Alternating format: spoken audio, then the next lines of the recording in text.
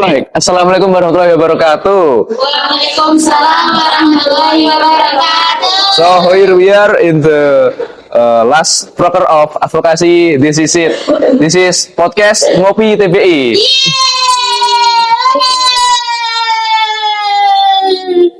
So here I wanna say thanks to Allah who has give kelancaran agar acara ini berjalan dengan lancar sampai akhir nanti. Amin. Dan special thanks to brother Tri Andika who has memperkenalkan saya kepada sosok luar biasa samping saya ini. Aduh. Ini adalah Mbak Desi Kurniasari SPD. Wih. How are you, Mbak Desi? Fine, thank you. Seperti biasa, hanya belum sarapan. Belum sarapan. Udah sedikit tadi. Oke, Mbak Desi. Aku bingung awalnya gimana ya. Oh ya, gini aja deh. Ini kan topik kita adalah overthinking versus deadline. Nah, kayak gini tuh. Ketika kita dengar kata overthinking gitu atau deadline. Nah, flashbacknya Mbak Desi itu dulu itu kepikirannya siapa gitu? Kayak dosen killer kayak atau apa kayak? Kalau zaman ini saya jujur ini sih. Jujur Oh, aduh. apa ya? Kalau masalah overthinking sama deadline itu malah ini sih. Kalau tugas aman-aman aja. Tugas aman. Alhamdulillah aman-aman aja. Tapi skripsinya. Oh, skripsinya. Skripsinya. Lebih ke arah skripsinya. Agak ribet karena memang akunya mungkin ya yang ngambil topik yang ribet. Sama dulu itu kalau bahas overthinking sama deadline itu ingatnya malah LPJ-nya MPS. Oh, LPJ NPS. Berarti pas buku penutupan. Betul. Itu kenapa overthinkingnya di situ? Karena banyak yang harus dilaporkan. Laporkan.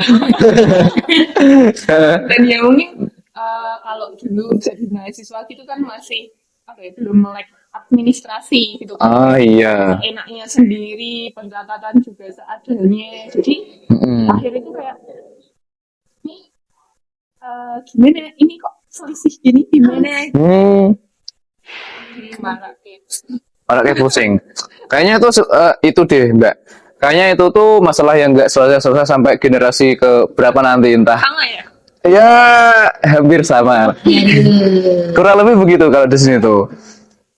Nah ini oh iya, kan tadi ngomongin Mbaknya kan tadi ngomongin skripsi tadi. Emang judul yang diambil Mbak Desi itu apa kok bisa sampai overthinkingnya itu? Aku dulu tuh karena kita bahasa Inggris ya biasanya itu kan ngambilnya ya kualitatif. Kualitatif. Kebanyakan kan kualitatif gitu ya. Aku nggak mau kualitatif, aku kuantitatif. Kualitatif. Malah shaping berarti. Kuantitatif dan sebelumnya itu kayak memang lagi seneng ngulik terkait gender. Gender. Nah kemarin itu ya mungkin tuh agak masa digabungkan antara stereotip gender sama kemampuan berbahasa. Nah itu agak memaksakan sebenarnya di awalnya. Nah terus habis itu ternyata memang susah karena spesifikasi dosen yang bahasa Inggris dan kebiasaannya kita itu kan kualitatif. Kayak kuantitatif itu dulu Pak Ruandi kayaknya yang sering dengan kuantitatif itu. Nah tapi ternyata aku dapat pembimbingnya bukan Pak Ruandi. Dosen yang memang seringnya itu kualitatif. Jadi belum expert banget lah. Jadi bantunya sangat terbantu, cuman tuh karena kita juga bingung, dosennya juga bingung. Bingung semua. The blind leading the blind. Tapi itu loh. Tadi Mbak Desi bilang apa? Terkait gender sama itu tolak ukur nilai. Nah itu emang bisa ya kayak gitu ya? gender, maksudnya misal di suatu SMA gitu. Jadi tolak ukur nilai bahasa Inggris itu berdasarkan gendernya laki atau perempuan gitu. Mm-mm. Itu bisa diteliti. Bisa. Ya bisa. Oh, Mbak Desi nelitinya itu. Nah, pengaruhnya kalau semuanya di lingkungan pendidikan yang banyak stereotip gendernya itu berpengaruh nggak sih sama kecerdasan akademik gitu.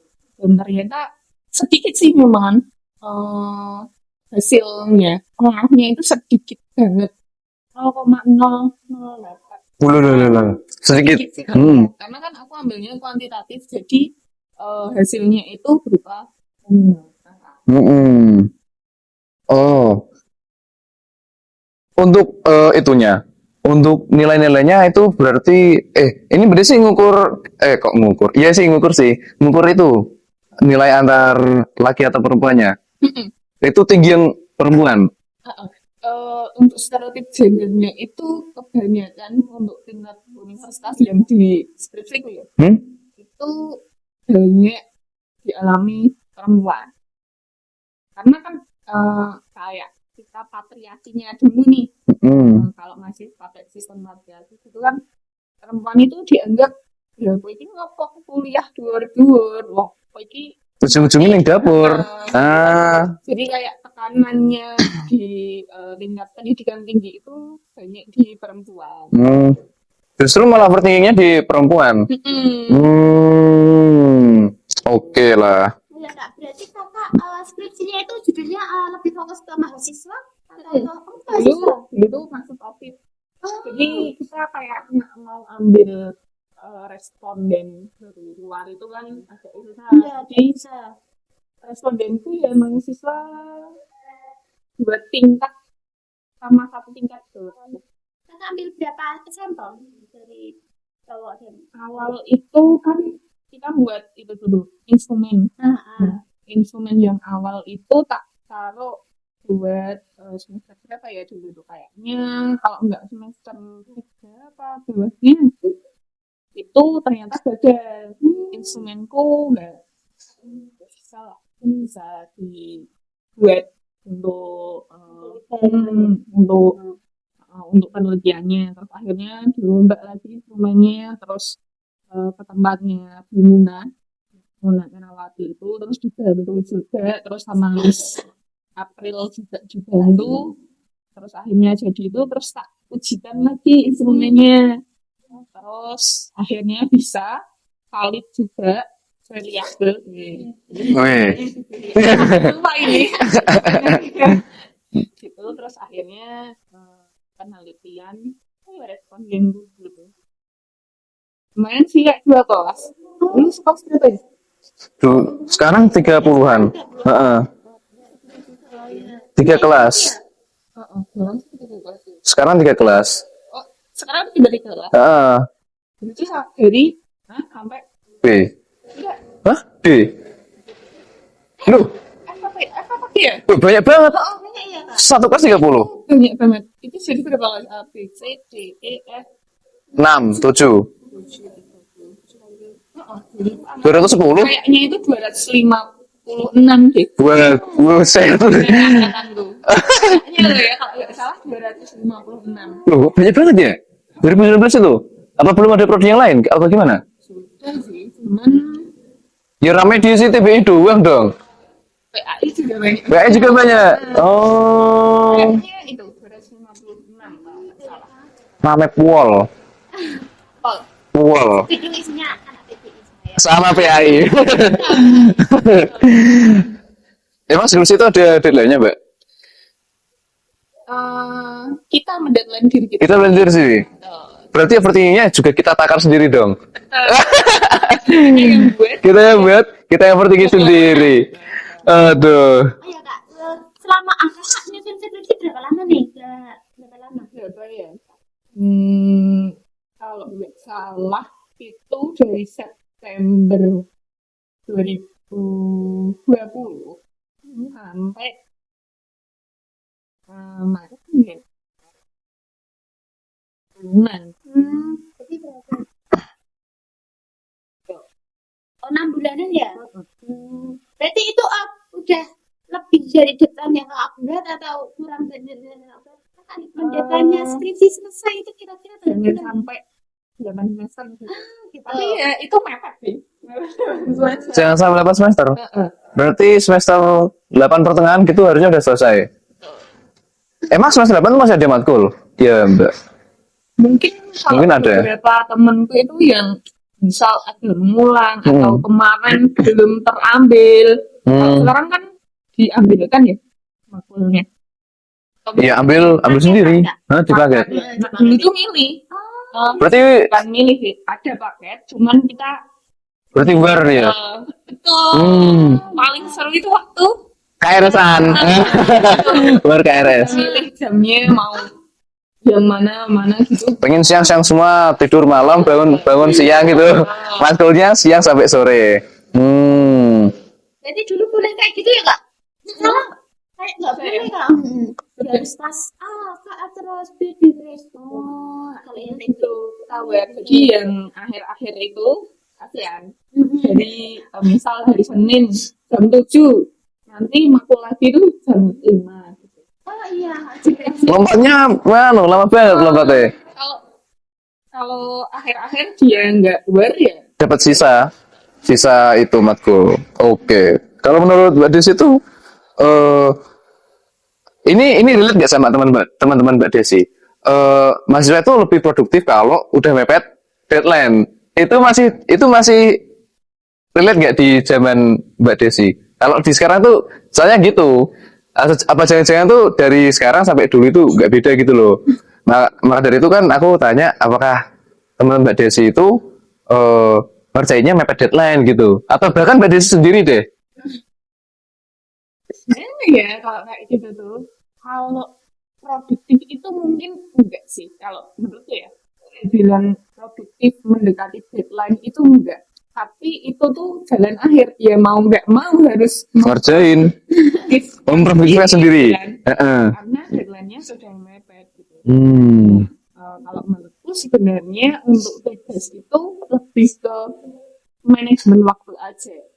Kira-kira kan ada juga yang tipenya itu misal nyicil dulu, jadi nyicil dulu. Habis itu di tengah jalan mungkin setelah beberapa hari kayaknya ada yang bisa di-upgrade nih. Terus akhirnya diubah dulu. Terus baru ya setelah dia puas baru dikumpulkan. Ada juga yang biasanya ideku muncul mepet-mepet. Nah, itu. Kan memang juga ada kayak gitu.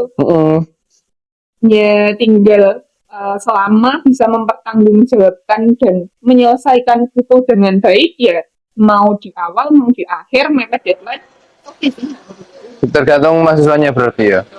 Yang penting kan ini tugas yang baik itu adalah tugas yang selesai. Kalau kak Desi sendiri tipe yang langsung dikerjain atau yang mepet deadline nih? Aku lebih ke well prepared.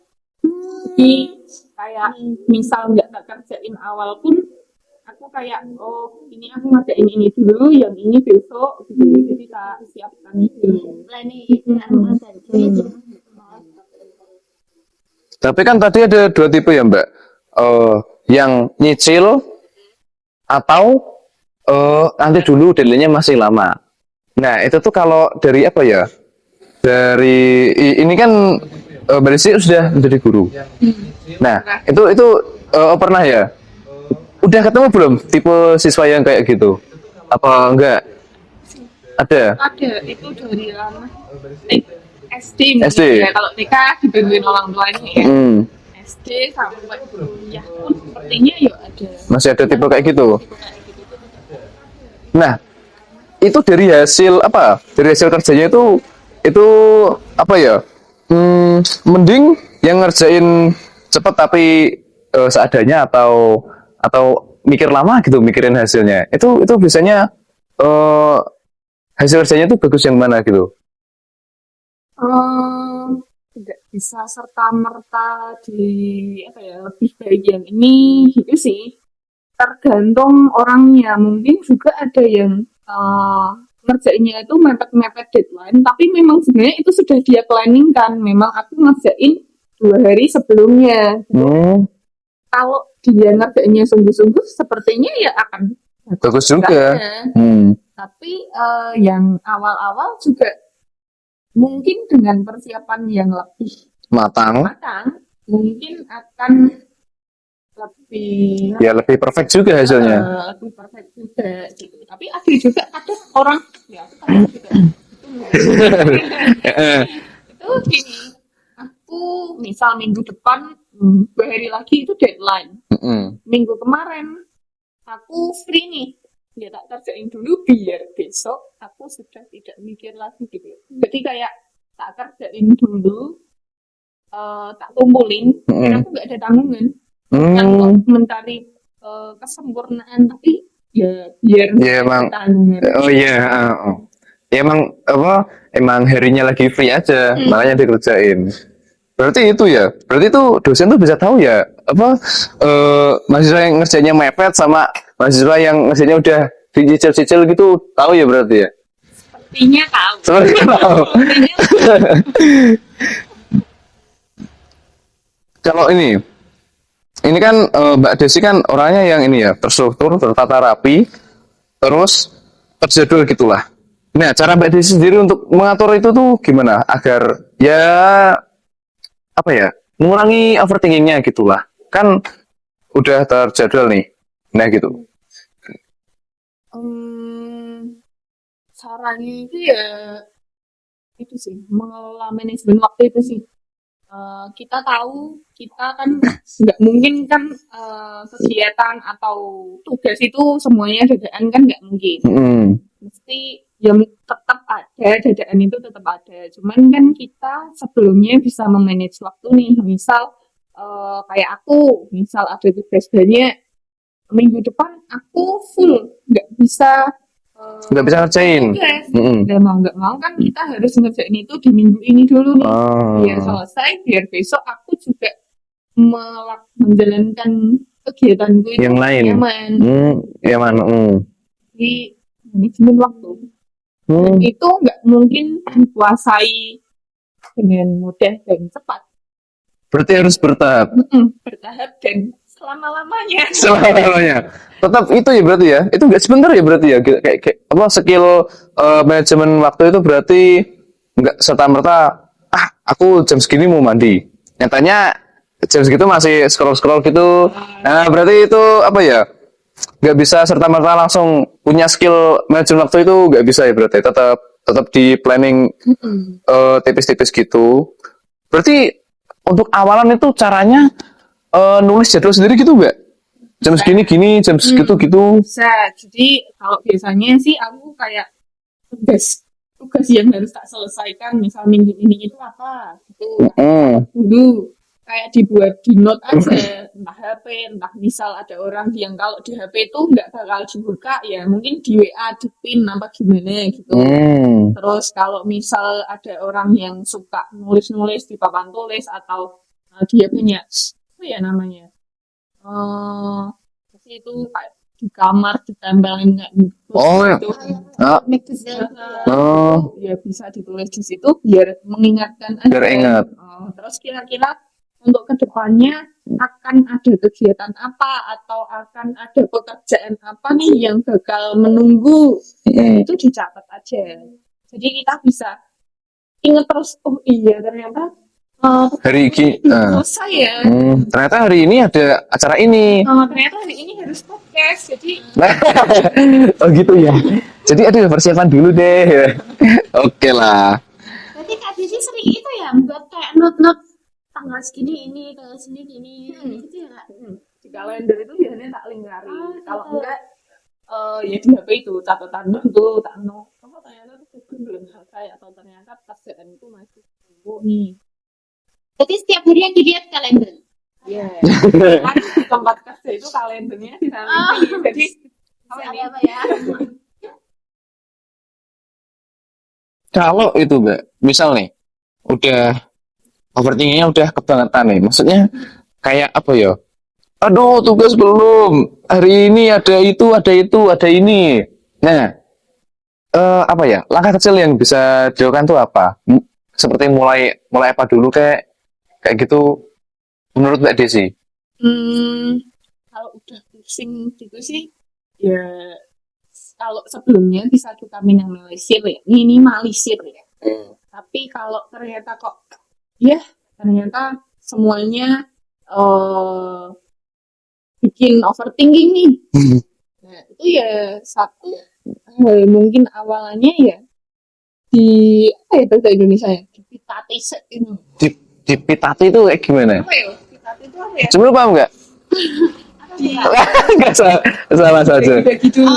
Oh, diorganize. Eh, di dilihat dulu Hmm. apa mungkin bisa ditulis atau disisih-sisihkan dulu mana yang harus banget dikerjakan saat itu, mana yang mungkin masih 1-2 hari, tapi Mm-mm.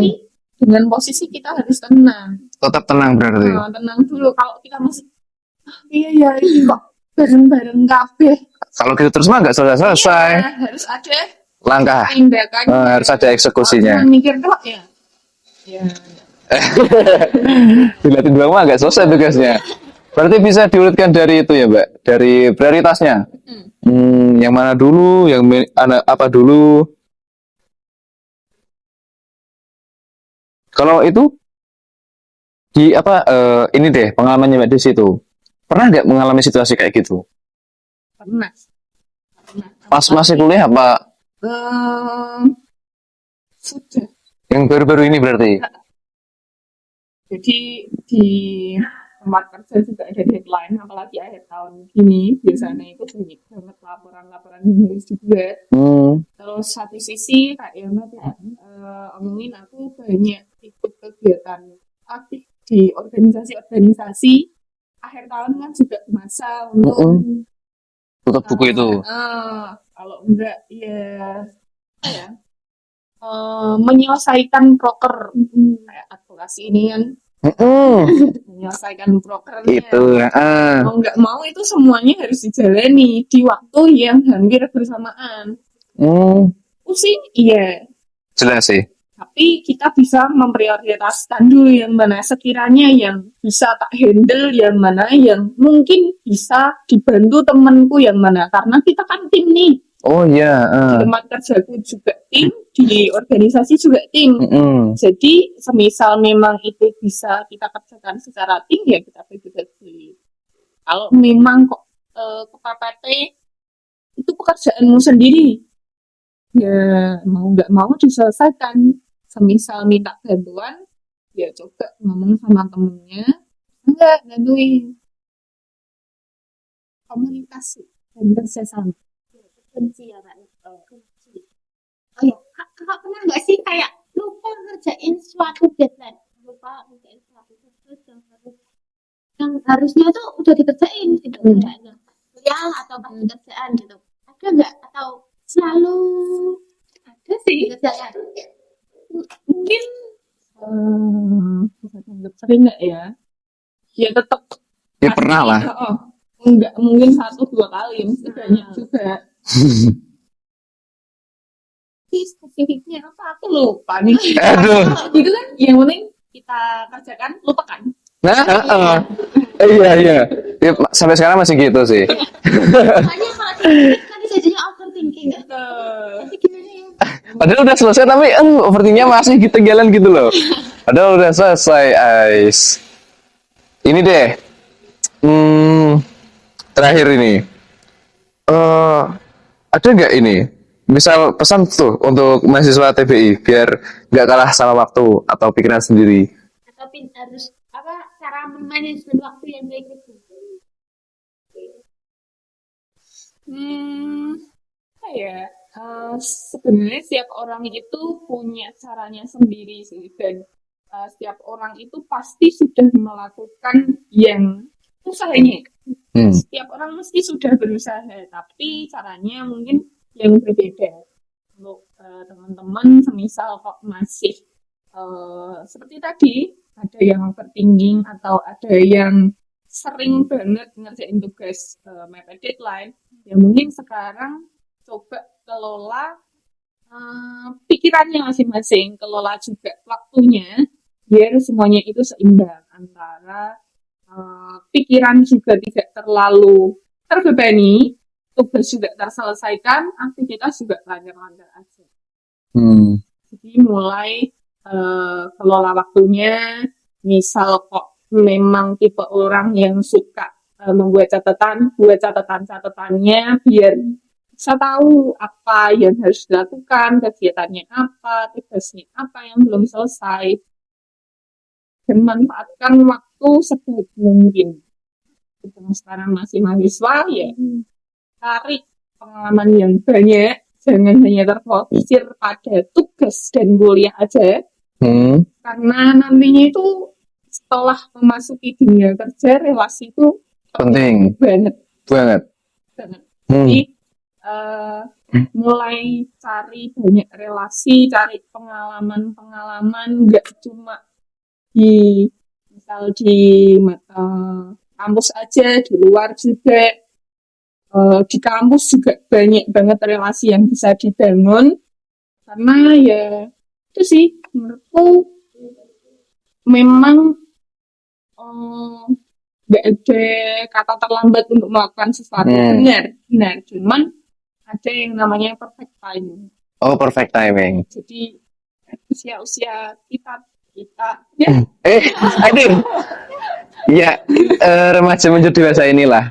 ini tuh memang usia yang pas banget buat sana kemari nyari pengalaman. Berarti apa ya?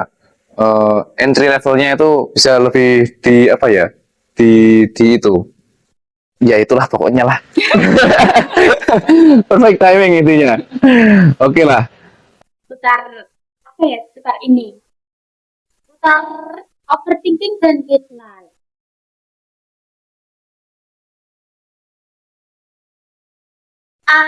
Kakak punya pandangan nggak? Sekarang lagi di kantor. Besoknya mau ke ada jenjang yang lebih tahu difokuskan lagi atau mau di sini aja mau bikin podcast? Sementara ini untuk waktu-waktu ini dan sekarang sih belum karena memang itu ya ya kita nggak bisa menyamakan kita dan orang lain. Kita punya taraf suksesnya masing-masing. Kita juga punya pilihan masing-masing.